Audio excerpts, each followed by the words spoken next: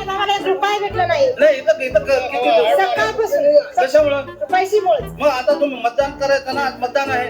पैसे देणार ना, काय करावं? आम्ही गरीब माणसं, आमचे सून मोठे व्हायला की तुम्ही आम्हाला रुपया देणार नाही, आम्हाला कसं टाकावं? हेच होणार जेव्हा सरकार नोकऱ्यांच्या ऐवजी वेलफेअर स्कीमच्या नावाखाली लोकांच्या बँक अकाउंटमध्ये पैसे टाकत राहणार. हळूहळू लोकांना वाटू लागतं की हा तर माझा अधिकार आहे, पण खरा अधिकार काय आहे माहितीये का? चांगले रस्ते, चांगल्या शाळा, चांगलं शिक्षण आणि चांगली सरकारी रुग्णालय यासाठी कोणी आवाज उठवते का आज? नाही. सगळ्यांना फक्त फुकटचे पैसे खायची सवय लागली आहे. आता तुमच्यातलेच काही जण म्हणतील फुकटचे कशाचे?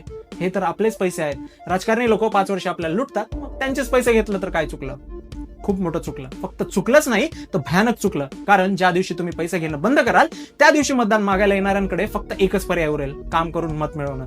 तेव्हा तरी ते तुमच्यासाठी रस्ते करतील, शाळा सुधारतील, रुग्णालय उभी करतील. बरं ठीक आहे, चला तुम्ही घेतले पैसे, पण हे पैसे किती दिवस टिकणार?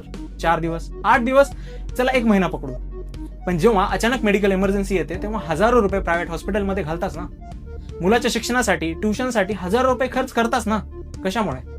कारण सरकारी दवाखाने चांगले नाहीत, शाळा पण नाहीयेत. जिथे शाळा चांगल्या आहेत तिथे शिक्षक नाहीयेत. हे का होतंय? कारण आपण त्या मुद्द्यांना धरून कधी मतदान दिलंच नाही.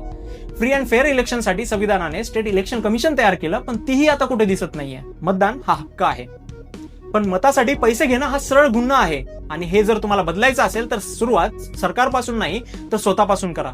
आज लोक म्हणतात सगळ्यांना पैसे मिळतायत, मला नाही म्हणून वाईट वाटतं. हे ऐकून कळतं की आपण अजूनही किती मागे आहोत. पैशामागे नाही तर हक्कामागे उभे राहा. मत विकू नका, लोकशाही वाचवा. धन्यवाद.